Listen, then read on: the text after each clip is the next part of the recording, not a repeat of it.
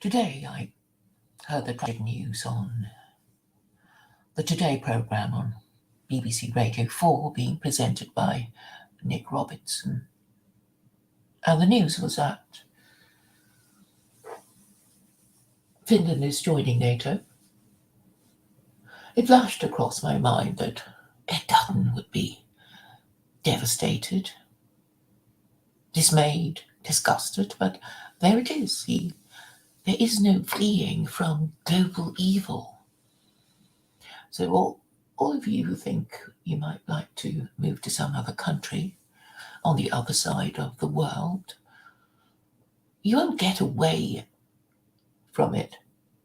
Not even if you go to Australia or New Zealand, because Australia and New Zealand is owned by America.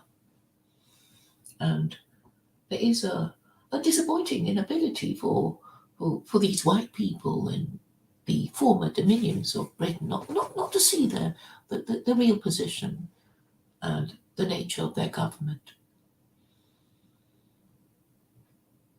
The other day I spoke to Connops, and he told me, he actually admitted that there are so many Europeans who've basically given up on even speaking their own European languages and just specialize in speaking English, because English is the language of your imperial overlords, and why bother speaking with the people below you except to give orders? So this is the current degraded state of the European,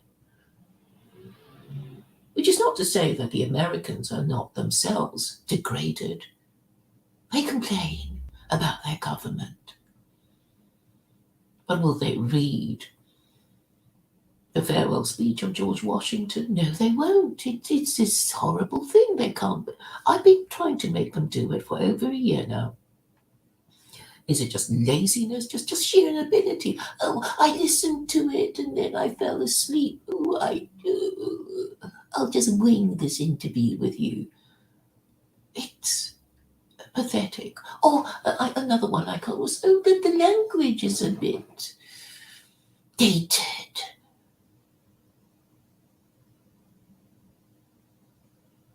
So for Americans who keep wanting to blame Jews for the corruption and dementia of their government, I'm suggesting to them that they should just go and read George Washington's speech, but they're not able to do it. Even the middle class ones, the college graduates, just can't do it. It's just something so horrible. Some of them say, "Oh, I remember reading it at high school, but no memory of it, of course, and just no ability to even sit down. Perhaps they're too distracted by the notifications on their cell phones,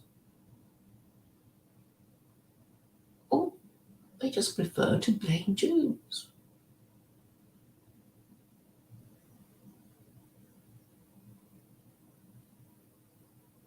And Jews, oh my God, I was talking to one of them today, and you think, what are you doing? What are you doing? And he's supposed to be in the, shall we say, security and defense industries. They don't know anything. They actually believe their own propaganda. So quite a few of these Jews are just servants of American imperialism, which is no better than any Gentile national leader who obeys Uncle Sam's orders, even if it is to bite on a grenade. And that grenade is, of course, the Ukraine.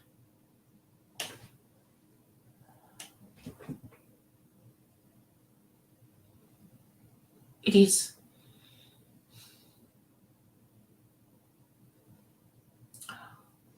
I can't even find the word. Dismaying, I suppose. Dismaying. It just begins to describe my feelings of, well, it's not you who's mad, Claire. It's the rest of the world. It's everyone in NATO and the unofficial servants of NATO, which would be New Zealand and Australia. These people don't know who they are. They think they're British or something, or they think they have an independent foreign policy, and they don't. Well, Canada certainly doesn't have an independent foreign policy. Canada is a vassal state of America. And to go back to the beginning of what I was saying about Finland and Sweden joining NATO, Sweden and NATO are countries that are basically occupied countries. They are also US vassal states. It was only today that I realized who must have assassinated Olof Palme in 1986. He had a mind of his own and he was not allowed to live to tell the tale. But we know now, or I think I know, who murdered him. So we have two prime ministers, female prime ministers in Sweden. Was it the Finnish one, which is a more attractive one? But the fact is they're both female. Yep, Sanna Marin. What's a woman like her being prime minister? She just looks the part, right? Bangladesh has a female prime minister. We know what that's all about, really, don't we? Women are more easily threatened. And when they give in to threats, they are more easily excused. Women you threaten, men you bribe. Well, you can use a combination of the two.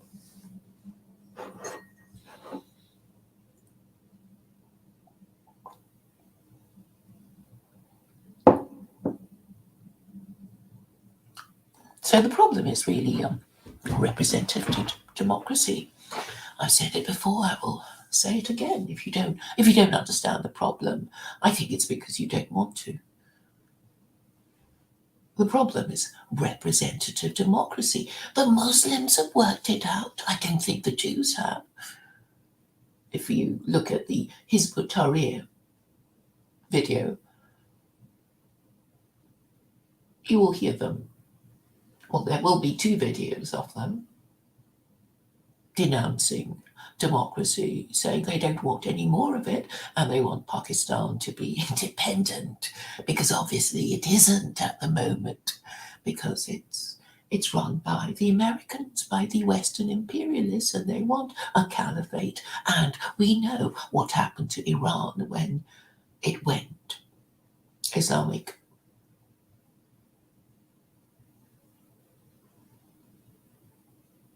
In 1979. So really, this is the way to go, but I don't think Western Islamophobes are quite there yet. They barely understand what I'm saying. So Iran worked it out for itself in 1979. They got their country back. The Pakistanis worked it out. The Hizb ut-Tahrir lot. I think Jews and Western Gentiles are trailing behind.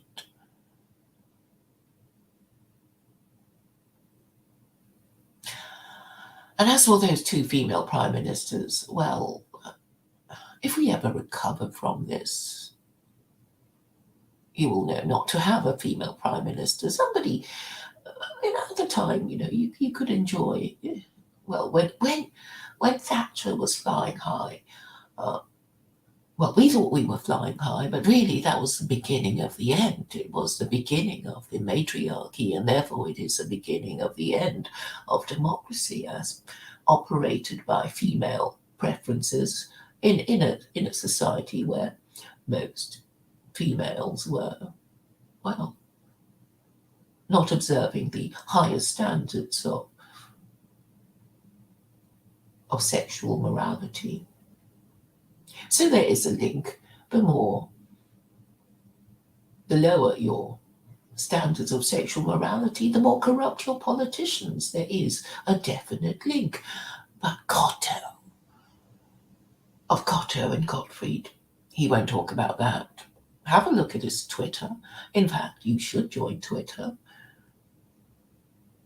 before I am kicked off again. I don't know. Nothing is certain these days.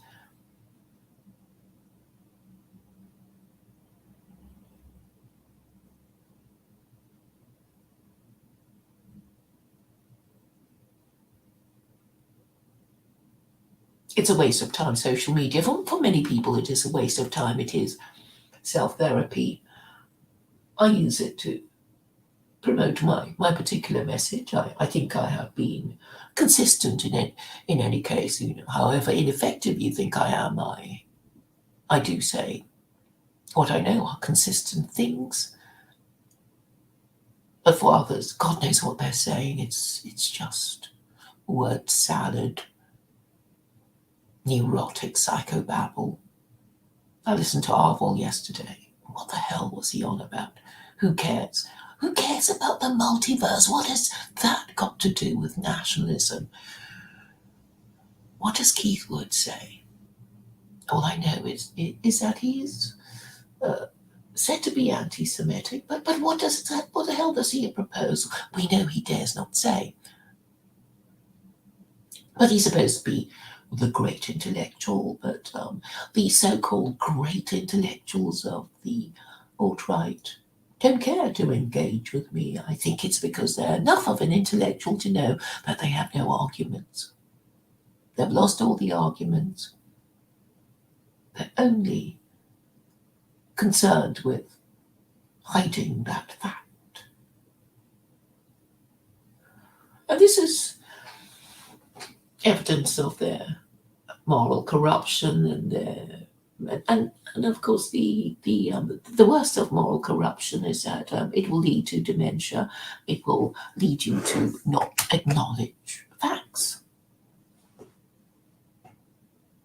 These alt-right intellectuals refuse to acknowledge that they are up shit creek without a paddle.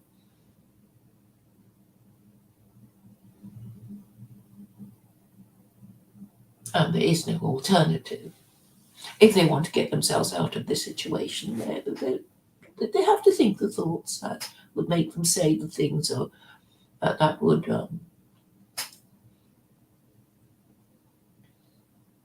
make the things that they want to happen. And I don't think they know what they want. They only know what they hate. They hate my solution. They hate me. They haven't got anything better, but they don't care as long as they can ignore me, which is infantile.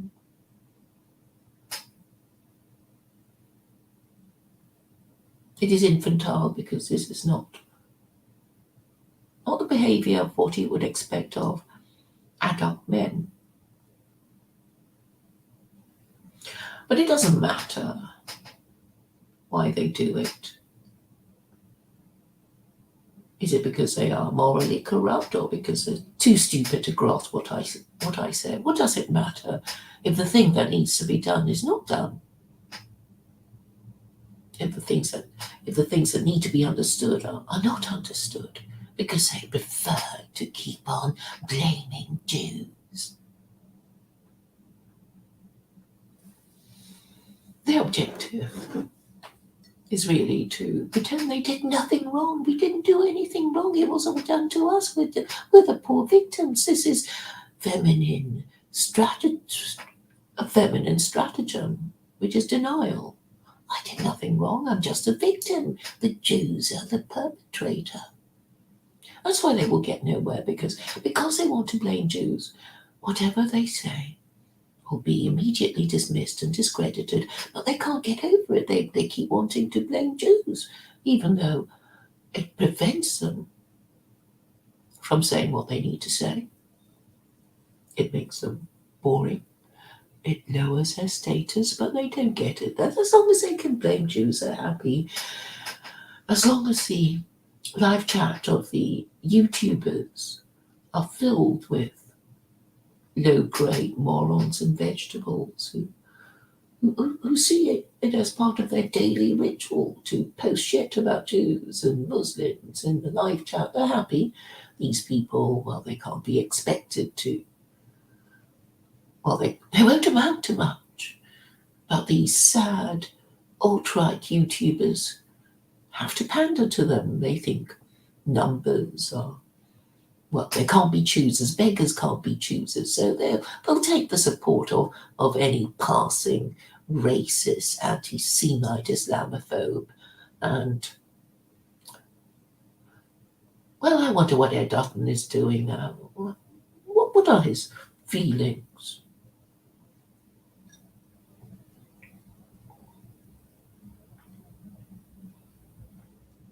He thought he would escape the degeneracy of Britain by fleeing to Finland, and now look at him. He's got this pretty prime minister who will clearly join NATO without a referendum or any public consultation. She's just going to do it, as ordered to by Uncle Sam, whose emissary was Boris Johnson.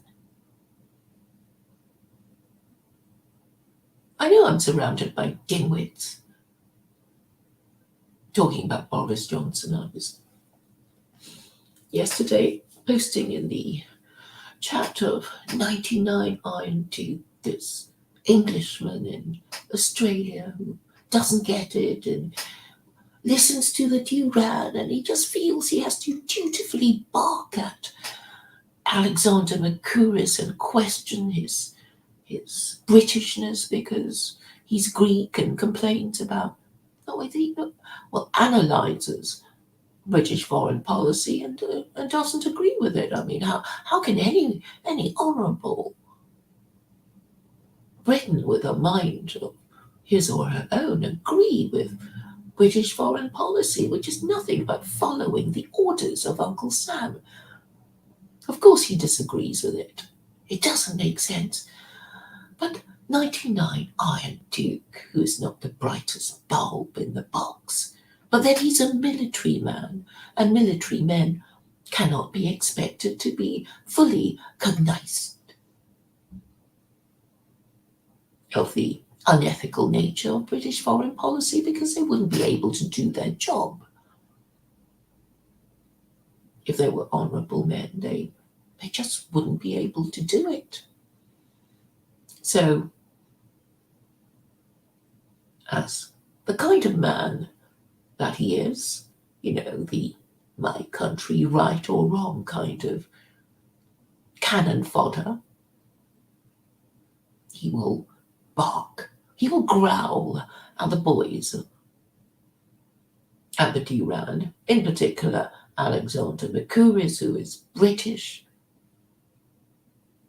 to assert his identity as a patriot. Is it patriotic to follow orders of power-crazed leaders? Was it patriotic of German military leaders to follow Hitler's orders? From hindsight, it should be obvious now that Hitler gambled. He made reckless gambles. He ended up with a war on two fronts. And this was the nightmare scenario that German military leaders dreaded. It was the worst case scenario, a war on two fronts, and that was what Hitler got. He should have stopped at Czechoslovakia, but he couldn't stop himself. He had to invade Poland. I mean, it's if Hitler could be resurrected and asked questions about what was his greatest mistake, what was his greatest regret, I think if he were honest, he would say, well, obviously I shouldn't have invaded Poland.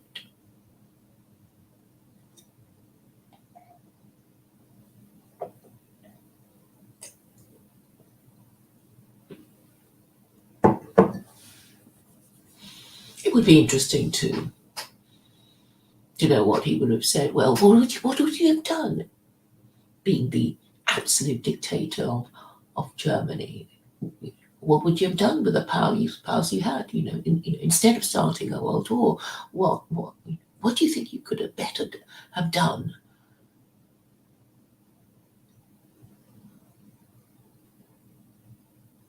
Well, with the knowledge that happened after his death, between then and now.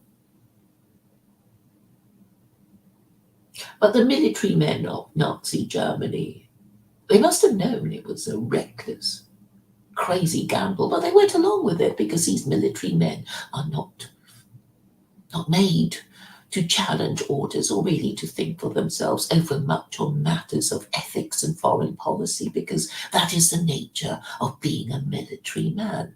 You do deliberately close your eyes to the unethical nature. You only follow orders.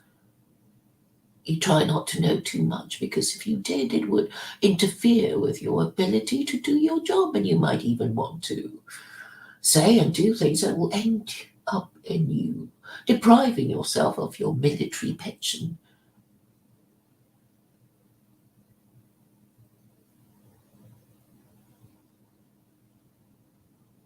99 Iron Duke won't engage with me. He won't.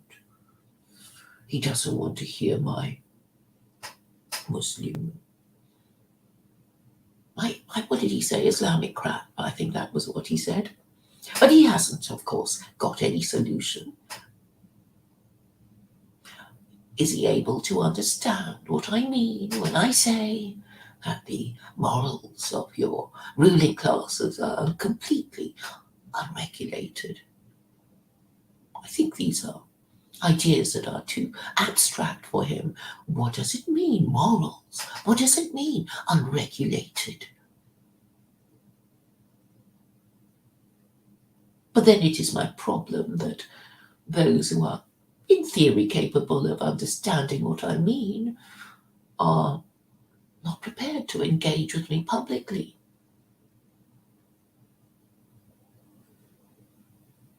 Because of their cowardice. That is all pervasive in the West. Because the West is a degenerate matriarchy, and these men who daily complain about their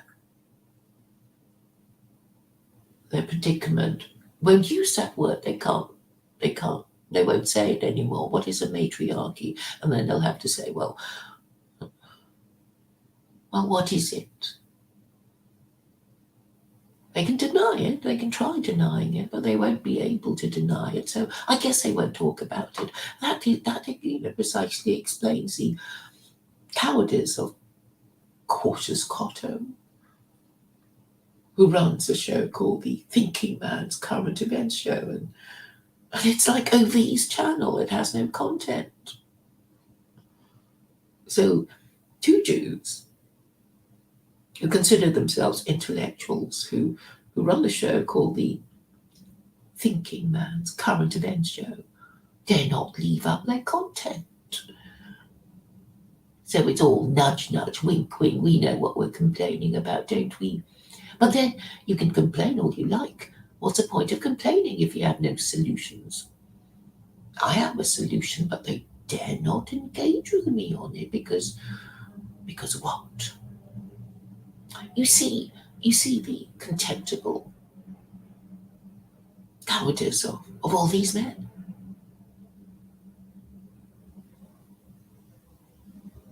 Have a look at his tweets. He uses these clever intellectual words so that he can say yes and no and maybe at the same time. But then, if everything is maybe, if every question you ask has the answer maybe, then then you're not going to be moved to action. David, with his preoccupation of creating what he likes to call multiple truth hypothesis, is just another Jew who wants to have it both ways. The English call it having your cake and eating it. Wanting to be up when you are down and down when you are up, and preventing people from pointing out your contradiction. That's what David wants, because he knows, fundamentally, he knows that his religion says that the things he does are not allowed. But he wants to keep his Jewish identity and be in good standing with his Christian overlords. And so he has to conceive of these nonsensical ideas in the hope of making his existence, his spiritual existence, tolerable. But it is intolerable. I say it is intolerable, and I don't tolerate it.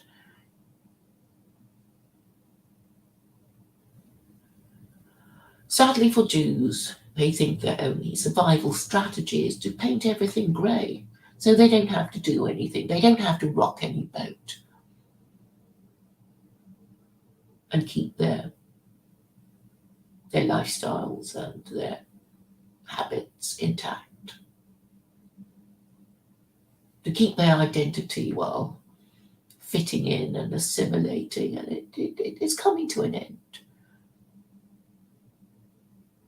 It doesn't matter what they do. We're going to be hated when the Gentile suffers oppression. They will blame Jews because somehow the fact that they are called God's chosen people means that they are in status above them. And there is no escape. They cannot be freed by Napoleon, who emancipated the Jews. Because no Gentile has the right to emancipate Jews, only God can, if he exists.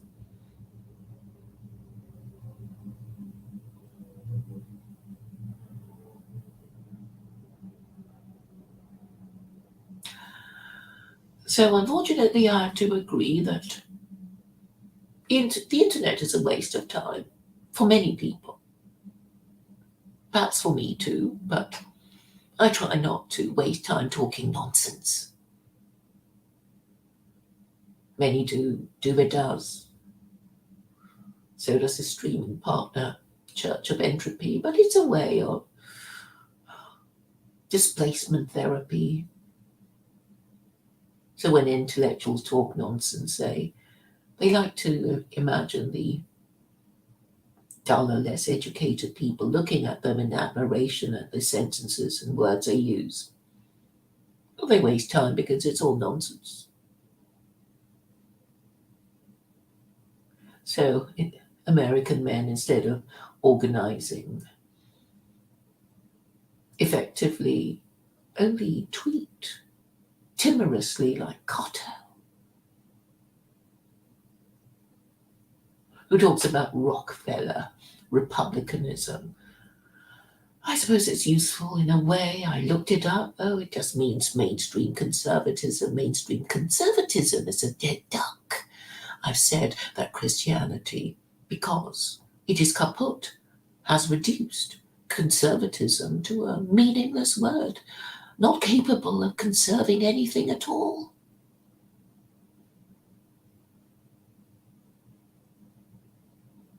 Conservatism is only a junior partner to the great project of liberalism.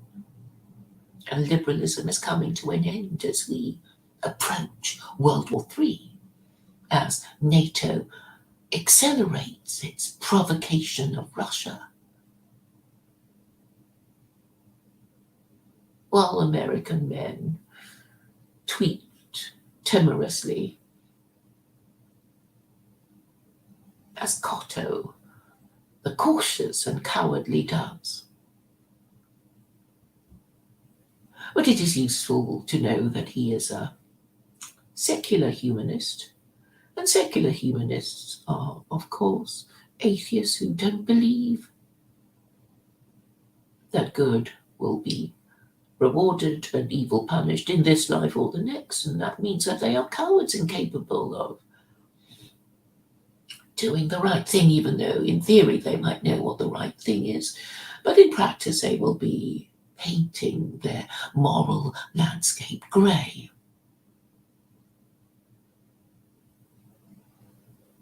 And this enrages the people who are suffering. Cotto won't talk to me because of the sheer radicalism of my ideas. I know that. There's nothing more antithetical to matriarchy and representative democracy than what I propose, which is a one-party theocracy based on Quranic principles. In fact, not many Muslims want to engage with me either. Jews have been a little better because they think they are smart people who can deal with the likes of me.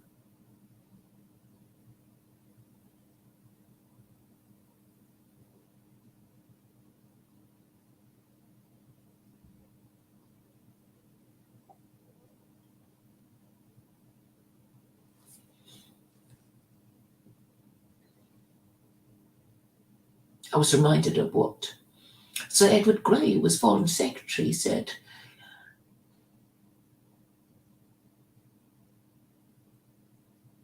When Neville Chamberlain decided to declare war on Germany in 1914, about the lamps going out all over Europe and never coming, and not coming back on again in his lifetime.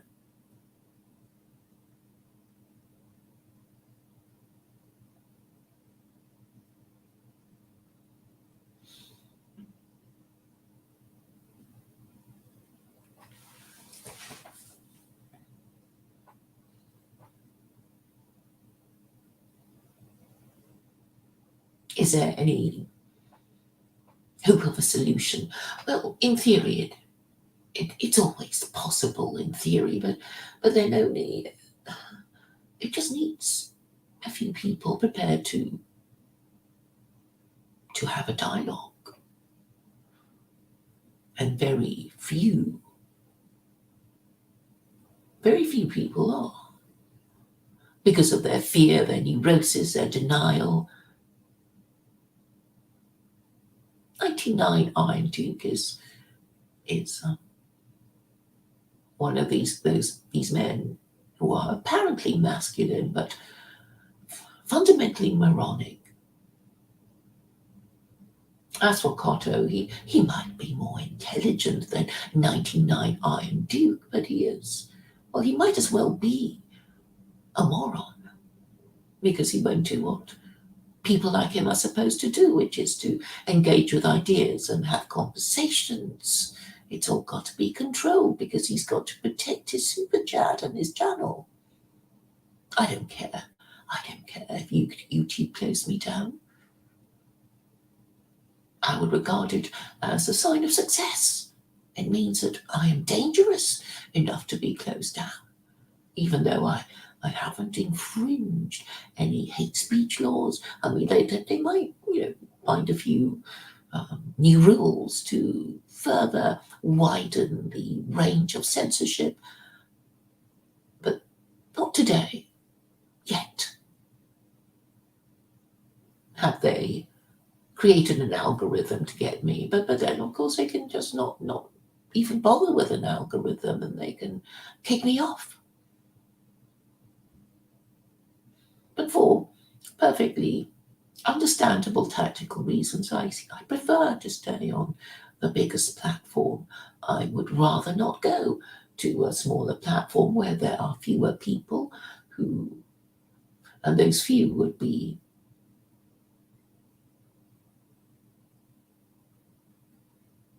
less educated, more paranoid, more extreme than the anti-Semites, Islamophobes, etc. that I meet on YouTube.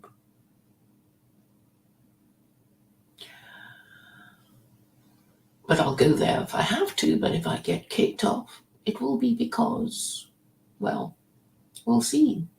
If I get kicked off, I may not be much longer on Facebook or Twitter. But I will use it to its fullest possible extent to make my points. On foreign policy, will it become illegal to discuss US foreign policy now? Will it really? Won't these owners of social media platforms be affected by the Third World War? I would have thought they'd feel some kind of a pinch, and maybe a bit of blowback by people who blame them when prices go up even more and people get even angrier and the streets are even more dangerous. San Francisco is not a very safe place these days, I hear.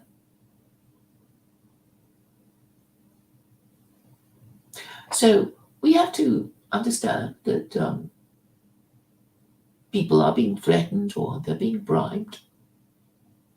But what about people who are not important enough to be threatened or bribed? Shouldn't they be doing the right thing? But no, they're not. They're not able to do the right thing because they perceive their vested interest in keeping their YouTube channel, not alienating their subscribers by talking to me, even though they know they haven't got a better solution. There is no alternative, but they won't give me the credit. And many of them prefer to laugh as mentally ill individuals. Look at me, I'm just a pathetic loser. I can't even talk properly. I make no sense. I'm a conspiracy theorist.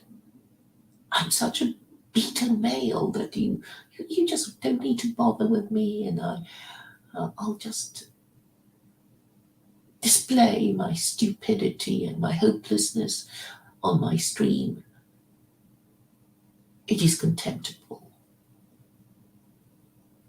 And that's why your women keep voting for more immigration, because they don't want to mate with you.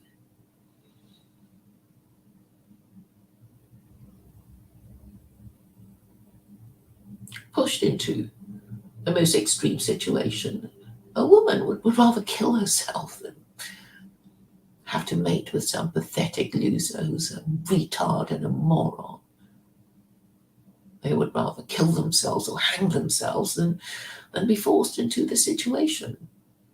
So men are failing their shit tests. Every single shit test that these women do, in the hope, subconsciously probably, of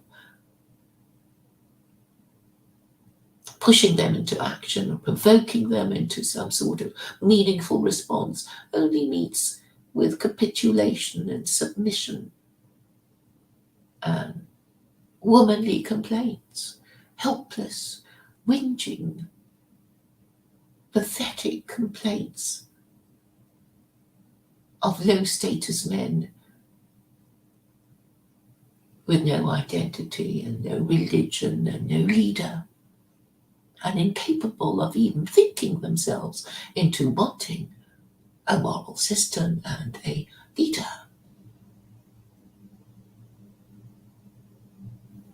I know how demoralized they are.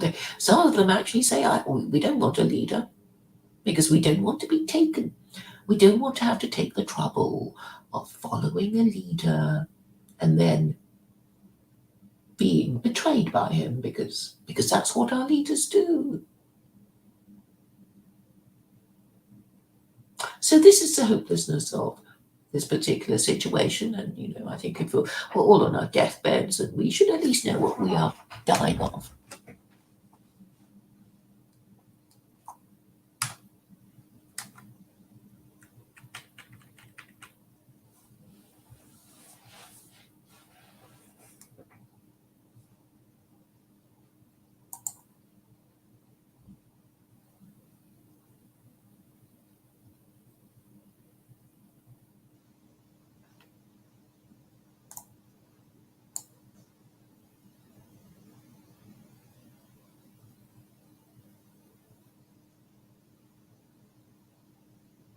So Tinkle thing has a problem with Freemasons.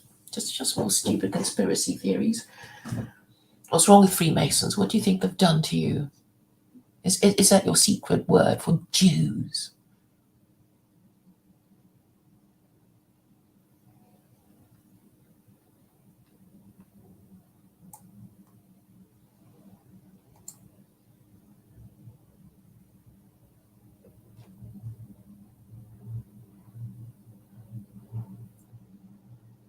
Does Tinkle Tink know what Tinkle means in English?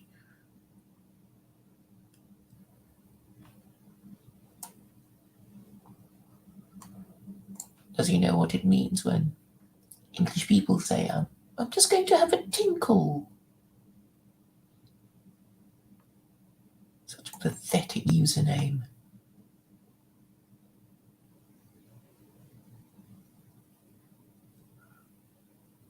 And calling yourself effluent for you. It's just so contemptible. These losers in my chat.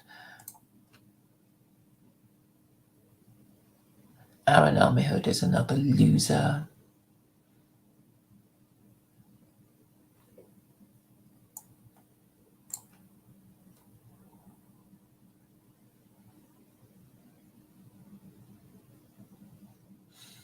I mean, Aaron Armyhood is actually mentally ill. I mean, I've known him for long enough now. He doesn't make any sense.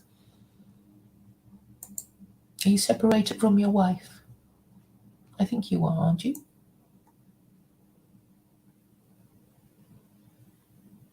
You make no sense. You're Jewish, but you want to pretend that you're Gentile. Make up your mind, Aaron. What do you want to be? You want to pretend you're a Gentile by calling yourself Pigger.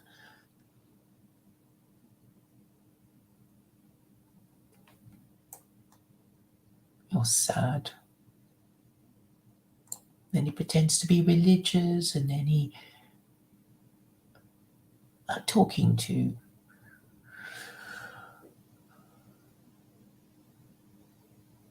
men wandering around in their open asylum, aren't I? Pigger.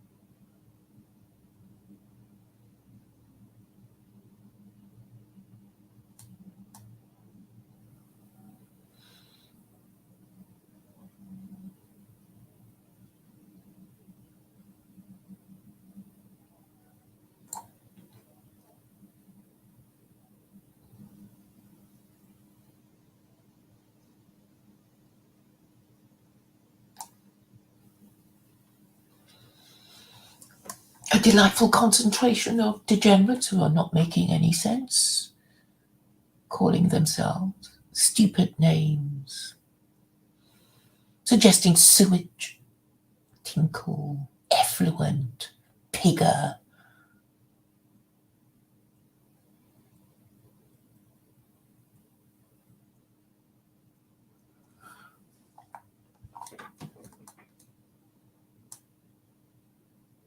What's the argument?